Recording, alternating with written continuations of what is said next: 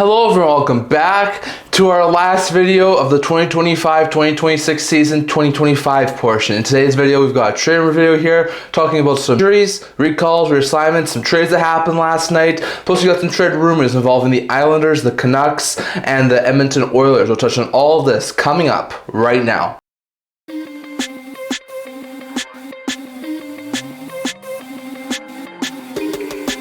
Hello everyone, welcome back to the video here at the End-to-End Hockey channel. Don't forget to like this video and subscribe below. Thank you for all of your support. I would never be able to with all of you guys, so if you haven't already, don't forget to subscribe button down below. Don't forget to comment. We're on the road to 1,000 subscribers. And don't forget to stay tuned for videos coming out in the very near future. So in today's video, this will be my last regularly scheduled video of the 2025 portion of the 25-26 season. I'm taking from today up until January 4th off. So I'm going to have like a 2-week hiatus. So I will be posting some pre-recorded videos over that time frame, but this will be the last regularly scheduled video. Sorry if there's any background noise here today, but once again, this will be the last trade rumor video of the 2025 portion of the 25-26 season. So just want to get that out there, but we're having another news rumor review here to discuss, very interesting one. So we're going to start off by looking at some injury updates from our past couple days. There weren't any signings before the holiday freeze. So first, Peter Mrazek, who missed 9 games with a lower body injury, was active off of injury reserve and returned to game action on Thursday, so that's a big boost there for the Ducks, get Peter Mrazek back in the lineup,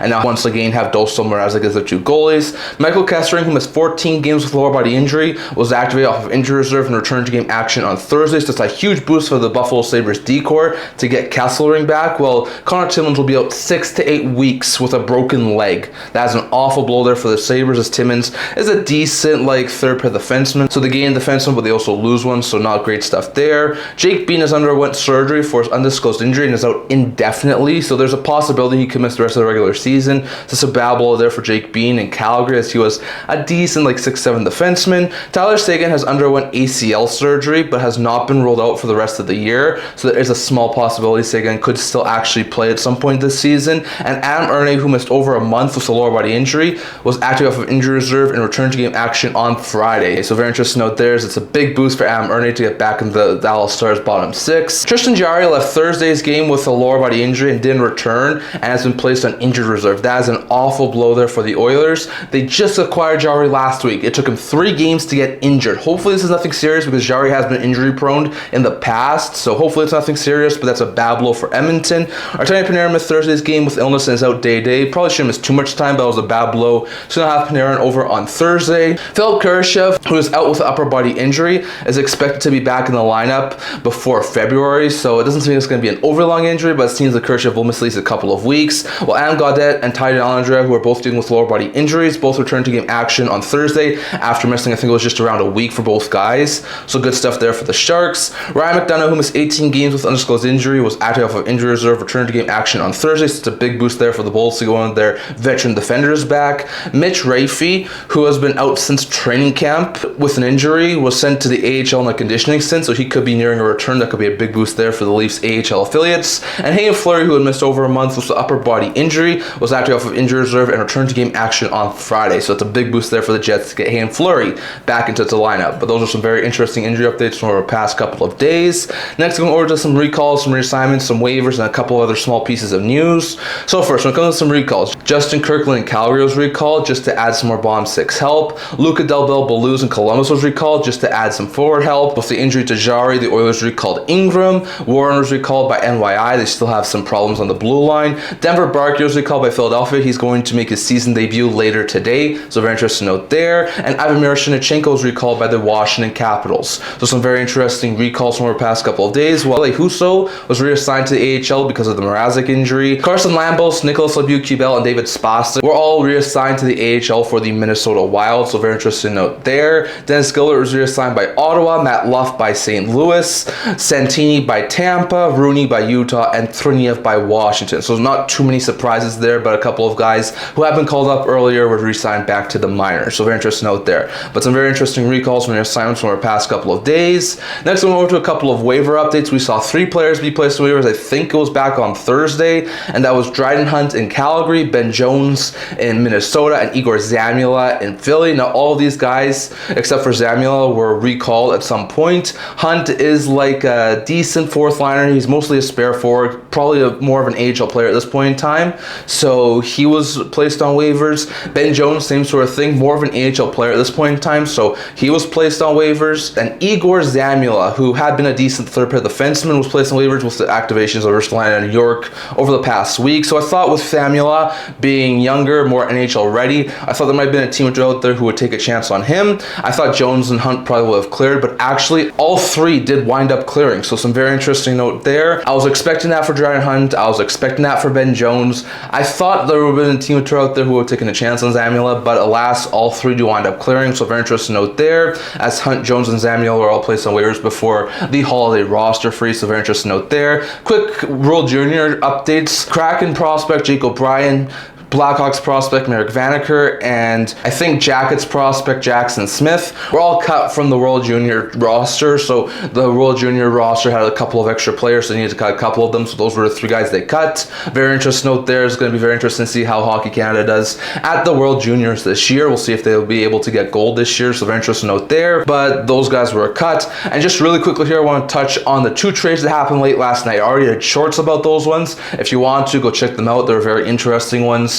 But Philip Danault was traded to the Montreal Canadiens, going back to Montreal for a 2026 second round pick, the Jackets, that goes to Los Angeles. And in the other trade, we saw Seattle Kraken move Mason Marchment to the Columbus Blue Jackets for the Wild's 2027 second and Rangers 2026 fourth round pick. So very interesting trades for both sides. For the Kings, this is a great move. They get a second round pick for an aging veteran who had not scored a goal this year. He so far has 5 assists in 30 games and clears $5.5 million off the books for this year and next year. So all in all, this is not a bad move there from the Kings. It frees up cap space. They get an extra draft pick they can use, and I think they will, at this point in time, after the roster freeze lifts, be looking for secondary scoring help, potentially a third line center now with their center depth a little bit weaker after losing Philip Danault. So I think it's a smart move there from the Kings, and we'll see what they do with the extra cap space and that extra draft pick. For the Habs, they have picks, they have prospects, like they are loaded. The cupboard is loaded for the Montreal Canadiens. So moving a second round pick wasn't terrible stuff there for the Montreal Canadiens,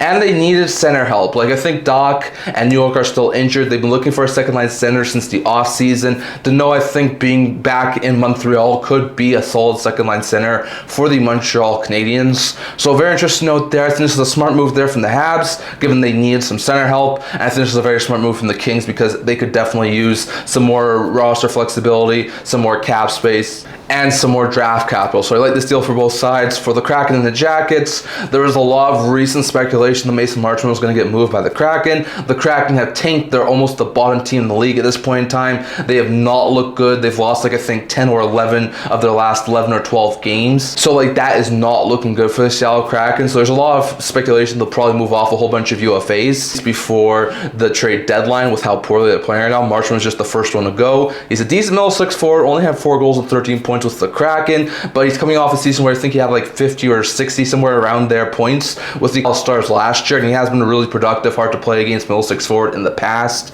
So I think this could work out for the Jackets. Sure, they're still at the bottom of the NHL's Eastern Conference, but with how competitive that Eastern Conference is right now, it's not a terrible gamble here from the Jackets. Or for the Kraken, they were never going to bring back Marchment. He spends 29 games in Seattle after they acquired him in the offseason, and they get a second and fourth round pick. They paid a third and fourth round pick to get him in the offseason, and they acquire a second and fourth round pick to trade him. So all in all, I like this move there from the Kraken to acquire some draft capital, good asset management, and even though it only plays 29 games, they move off of Marchment. Or for the Jackets, this definitely helps their middle 6, trying to make a playoff push to try and make it back to the playoffs this year after almost making it next year. So some very interesting trades. Love to hear your thoughts on them down in the comment section below. And lastly, going over to a couple of trade rumors. So we got 3 trade rumors here to talk about. The first one involves the Edmonton Oilers and the Buffalo Sabres. According to Elliotte Friedman recently, he says that the Edmonton Oilers have checked in multiple times over the past couple of weeks with the Buffalo Sabres trying to acquire Alex Lyon. Now, this is a very interesting potential trade. I think Lyon was signed in free agency last year. He's currently on a 2-year deal, AAV of $1.5 million.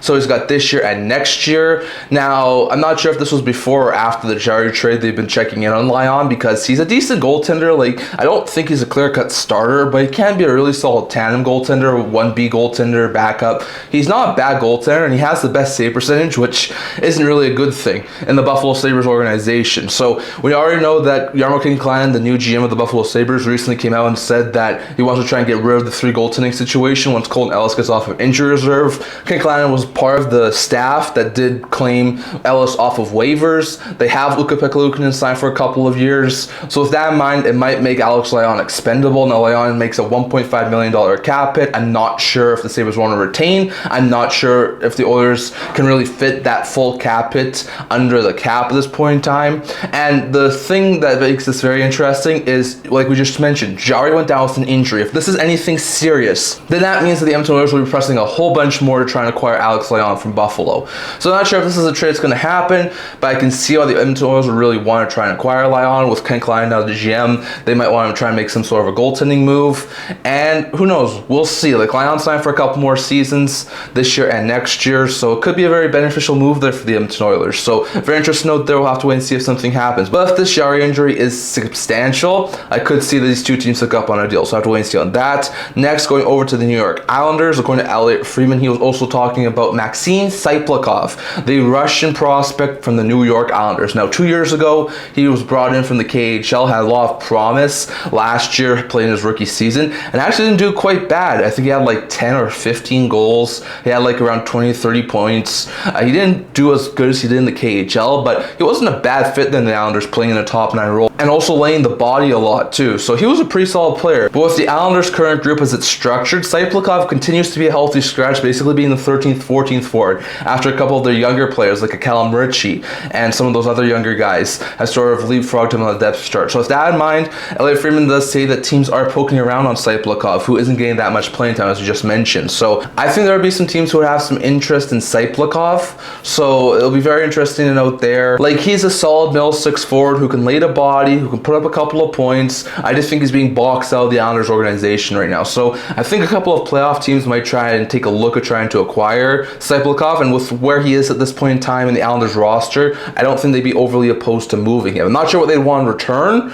I would think maybe like a 2nd round pick, maybe a similar roster player back, maybe like a 3rd round pick and a decent prospect. I'm not exactly sure, but it does seem like with Tsyplakov not getting very much playing time, a trade could come at some point, and maybe that's just time for the Tsyplakov and the Islanders to split with him not getting much playing time. So we'll have to wait and see on that, but keep your eye on the Islanders as they could try and flip Tsyplakov to another team before the trade deadline, so we'll have to wait and see on that. And lastly, going over to Bruce Garrioch, he was talking about Kiefer Sherwood, and he mentions 6 teams who have kicked the tires on potentially trying to go after Kiefer Sherwood. He mentions the Bruins, the Senators, the Lightning, the Islanders, the Flyers, and the Stars as all having interest in potentially kicking tires on Kiefer Sherwood. Now, we know that Sherwood just had a hat trick last night, so his value is skyrocketing. He's a really solid playoff style player who can play in your bottom 6 but can also contribute goals and points. So really solid stuff there. He's a really all-encompassing player. He's a really good piece there for the Vancouver Canucks, but he's in the final year of his deal. He's on a very cheap contract. I think there's loads of teams who would love to add him. Now, if you look at this teams who were mentioned, Tampa, Boston, Ottawa, NYI Philly, as well as Dallas. Now, I know for a fact Tampa and Ottawa do not have their 1st round picks this year. And we know the asking price from the Canucks has been a 1st round pick plus either a prospect or a roster player or some other asset. So with all of that in mind, I don't think Ottawa and Tampa would be the best landing spots because I don't think they give Vancouver what they'd want. Boston, with the way they're playing, he's a Boston style type of player. I could see them have some major interest. Philadelphia, same sort of thing. Plays that rough and tumble style that Philly and Boston really like, so I can see where they would have some interest. I'm not sure why the Islanders would try and acquire him. They've had a decent season, but I don't think they're going very far in the playoffs, so they give up some assets to get a 1-year rental if Sherwood doesn't resign. I'm not sure if I'm all right with the Islanders doing that. For the Stars, it will be really good. We know that the Wild just made a big move a couple of weeks ago trying for Quinn Hughes, so maybe the Stars are going to try and make their own big move trying to acquire like a 3rd line power forward type guy like Kiefer Sherwood is. So we'll have to wait and see on that. No guarantees by any means any of those teams mentioned are the ones to land Kiefer Sherwood, but I think it seems more and more apparent that Sherwood is going to get dealt at some point, and apparently these 6 teams do have some interest and are apparently kicking the tires according to Bruce Garrioch. So I have to wait and see on who lands him, but I'd love to hear your guys' thoughts, who you think Sherwood goes to down in the comment section below. But that's all I'm talking for today. I'd love to hear your guys' thoughts down in the comment section below. Who do you think winds up acquiring Kiefer Sherwood? Do you think Tsyplakov gets sold by the Isles? And do you think the Oilers will acquire Alex Lyon? Definitely your thoughts on all of that, plus all your thoughts on the trades that happened last night, the recalls, the reassignments, the waiver updates, and the injury updates. Definitely your thoughts on all of that down in the comment section below. That is all I'm going to talk for today. Remember to like this video, and if you're liking, subscribe below. Thank you for all of your support. I would never be able to with all of you guys, so if you haven't already, don't forget the subscribe button down below. Don't forget to comment. We're on the road to 1,000 subscribers. Don't forget to stay tuned for videos coming out in the very near future. Also, the blog, news, rumors, analysis, stuff for that, so check that out. I'll link to the description below. Can't wait to see you guys all for the next video. See you guys soon.